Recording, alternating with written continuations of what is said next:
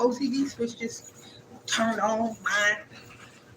Hey, I just decided to come down here and I think it was some stuff I wanted to photos that I saw in the dryer. I knocked it out.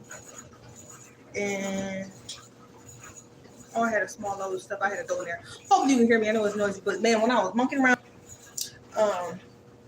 just wrapping up, holding up, my niece had a few things in the dryer.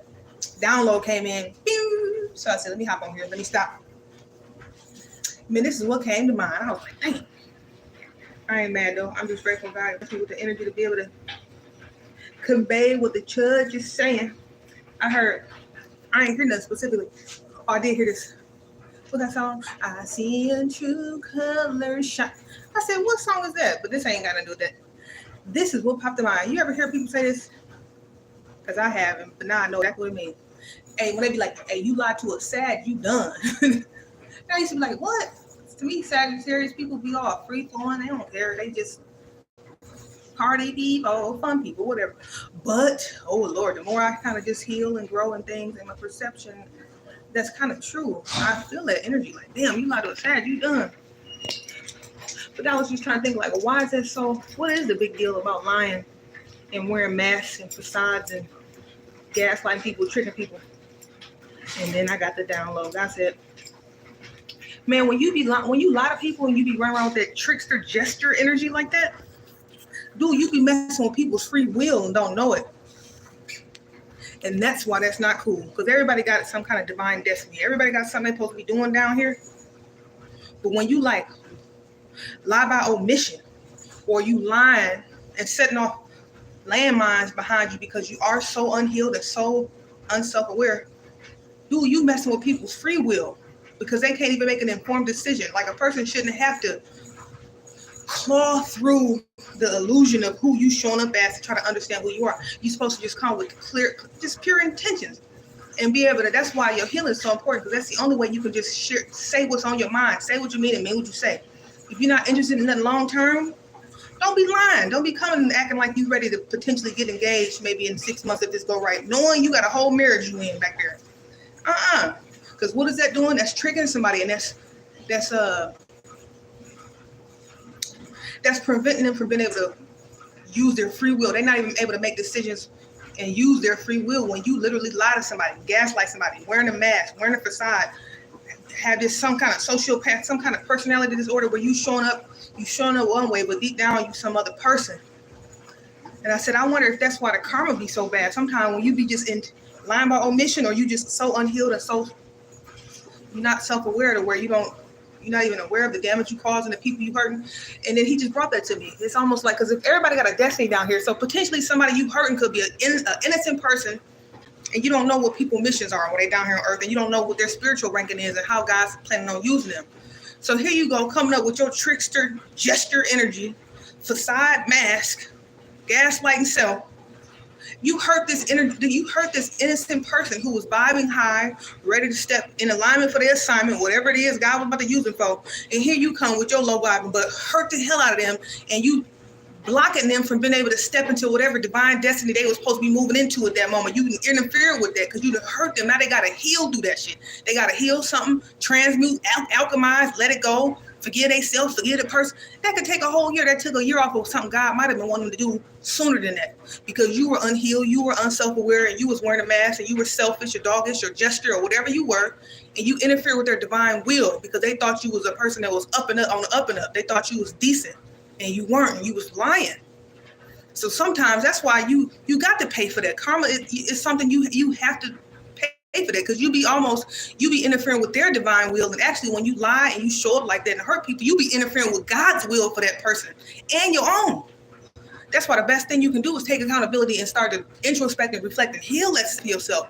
Because if you're not self-aware and you don't realize what you're doing and who you're hurting, that means you probably are hurting angels, hurting people you hurting people, innocent people on accident, and you making them have to do unnecessary healing in some ways. Although they say don't nothing happen for no reason. And more than likely there was somebody, whoever you was able to manipulate and hurt was somebody who was seeing the world with the rose tinted glasses on and thinking everybody is nicey. So it was a lesson in it for them too. But that's why they say we all connected.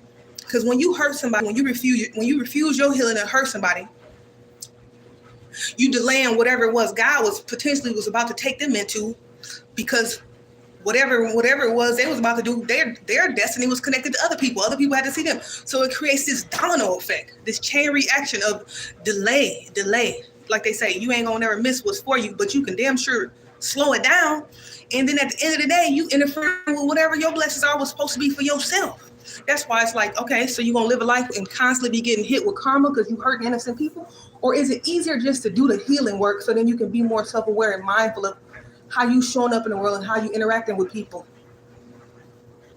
So you won't, if you hurt somebody, it's unintentional. It ain't like you hurting them because of refusal. You refusing to seek, and you refusing to do the healing work. So then, therefore, you're operating in this cynic energy, this jester-like energy, this trickster energy. So then that means you hurting people that you ain't necessarily supposed to be hurting.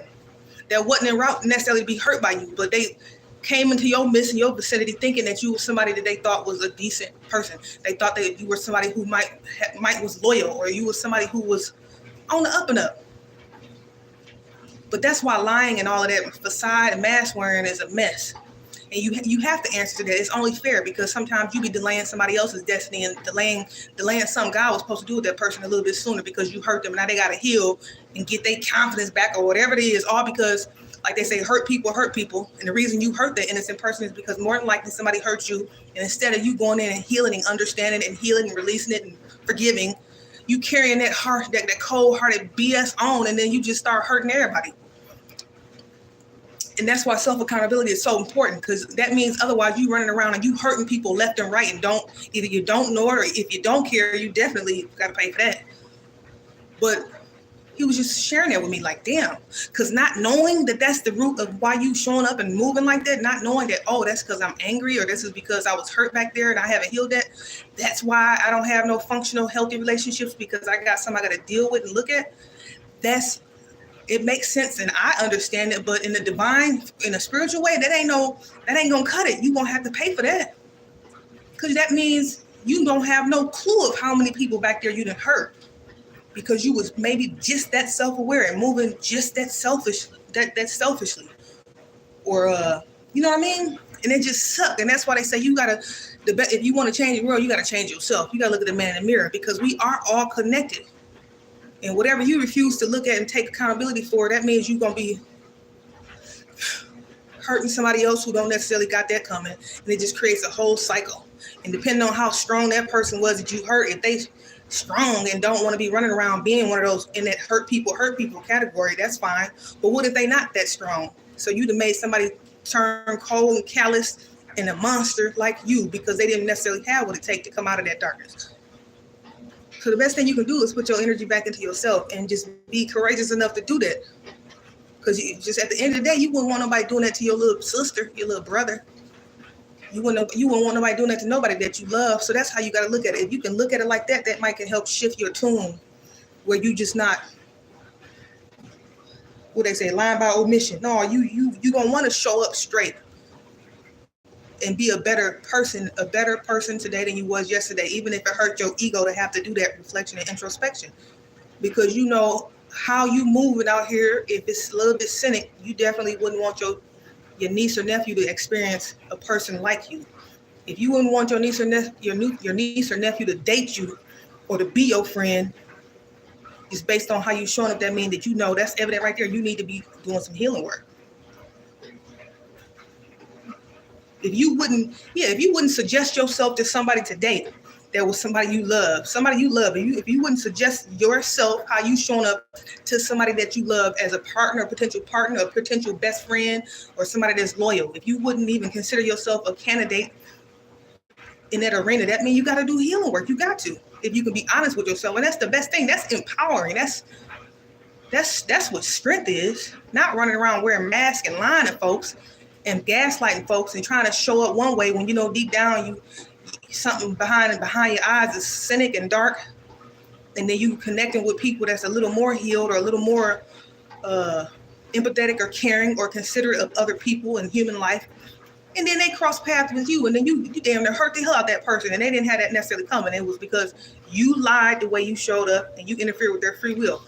Just in general, just the way that sound. you lying or you hiding something about yourself or not just showing up authentic. It's the authenticity part. Just be who you are. Don't lie. Because then at least that person can make an informed decision. You know what I mean? Because typically the goal is, look, if that's the way you want to roll, that's fine. But if you can be your true self, however it is, whether you low vibing or not, well, at least get in the company of people that you like. So if you a jerk, you're an asshole, womanizer, just be that. If that's who you are, be that. And at least you can be in groups of them kind of people. Not like you down there sinning like that and being all cynic and showing up like a little monster, but then you putting on this earth angel ass mask. No, if that's what you is, then be okay with hanging with who you are, not faking it and then interfering with people's free will where they can't even make an informed decision of whether it's okay to have you in their energy. And then you wonder why I'd be like, okay, life ain't fair. No, man, because you probably clueless of who all the people back there in the past you probably didn't really hurt and didn't have it coming. And that's why the sooner you can look at yourself, the better. Because I keep hearing it, like he keeps saying to me, it's a time delay, so you can get it right. And you wasn't born like that. So that means that's somewhere somebody did something to you and you didn't heal. Instead of healing and learning from it, you turned hard and callous and you perpetuated that behavior. So then you became in that group of people hurt people group. And it's unfair to the people, but it's unfair to you. That's what I'm hearing. It's really just unfair to you. Because at the end of the day, ain't nobody perfect, and you born into sin, and so that's part of your human nature. But if you just don't eventually be determined to try to be better, do better, it's just like a monster. It just grows. It grows. The shadow. That's that shadow. The unconscious parts of yourself that's actually toxic, and it just grows. And that's the puppet master. That's what's dominating. That's what's in control of your behaviors and how you think and how you move. The parts of your personality that you do not want to look at and heal, that's what's pulling the strings on your life. That's what be going on. That's what programming and conditioning do. The shit that you ain't looking at, that you ain't self-aware of, that is actually part of your shadow. That's that Will Smith, Chris Rock part of you that's just waiting. And the only reason it's going to be like that, and you're going to probably end up having one of the moments, it's going to be like that because you refuse to look at it. And you're going to have it at the least opportune time. And it might be on somebody that you actually love that ain't got it coming. And that might be the awakening you need, because then you'll realize, holy shit, that was the last somebody I should have did that to, and I wish I knew better. Damn. And and you can avoid that. Like they say, an ounce of prevention is worth more than a pound of cure. The pound of cure is going in and doing the shadow work. And give a damn about your ego being hurt about it. Feel it so you can get rid of it. Otherwise, you're going to hurt somebody that really was somebody who probably meant more to you than anybody that you was dealing with. Family, friends, coworker, job, whatever. You're going to blow it. That's what happens when you don't do shadow work. Something that's going to really means when something come across your path that really means something to you, you're going to be so unconscious and so unself-aware, you're going to blow it. And you could have avoided that. And that's going to be the pain that kicks you into a spiritual awakening. That's going to be the catalyst, and it's going to hurt like hell. And so I'm just telling you, because I don't want to see you have to hurt like that if you ain't got to. A little pain is good pain. It make you more, it gets you on it. But sometimes when you refuse to look at yourself and get a handle on that aspect of yourself, not to judge it and criticize and hate yourself. It's not about that, but it's about becoming self-aware of your shadow so that you won't be unconscious in the way you moving and interacting with people. And then you hurt the last person you shouldn't have been hurting. The person that was the most loyal, the most loving, the most empathic, the most caring, who was probably the only rock you really had out of a whole clique of shit that you knew. That's going to be somebody you hurt. It didn't have it coming, and it's going to be unintentional, but that's why you got to get on it. It's worth it. You worth it. Because otherwise, the only other way God will do it is he going to let you hurt the wrong somebody, and it's going to be the catalyst that's going to throw you into a dark night of the soul, and then that's what's going to have you go, and then you'll see all along what people be talking about being woke and healing and shadow work. Then it's going to all make sense. But I'm just sharing this because I thought, man, maybe this is a tip so that if you willing and courageous enough, you can look at it clearly and look at it like that from a different perspective and say, well, maybe, yeah, an ounce of prevention is worth more than a pound of cure. Because some of them types of bonds and relationships, you can't even repair them. Because what popped in my head, I just kept hearing that. I've been hearing people from time to time say that. When you lie to a Sag, you done. And I'm like, damn. Because some people just got low tolerance. I mean, some people, they can forgive you, but they ain't trying to rock with you. It'll take a long time for them to be able to trust you again. And at the end of the day, time is your most expensive asset down here. So to lose 10 years of friendship, 10 years of companionship, 10 years of mother-child relationship, 10 years is a lot of time that be lost for it to take for somebody to trust you after you hurt them. So maybe this will help somebody out there. Because that's sad, and I never experienced that, but I can imagine there's a lot of people who do. The last person that should have been hurt, and the person that actually was the one, that was the one, the rock, the one you actually could count on was the one you hurt it because you was just that unconscious. But I guess God said don't nothing happen for no reason, and maybe that's what it takes. Because otherwise, I mean, usually if it get that bad, that's somebody who was super stubborn and super closed-minded, super hard-headed, super thought they knew everything, super thought, I believe in God, but really they wasn't activating and connecting with that part of themselves.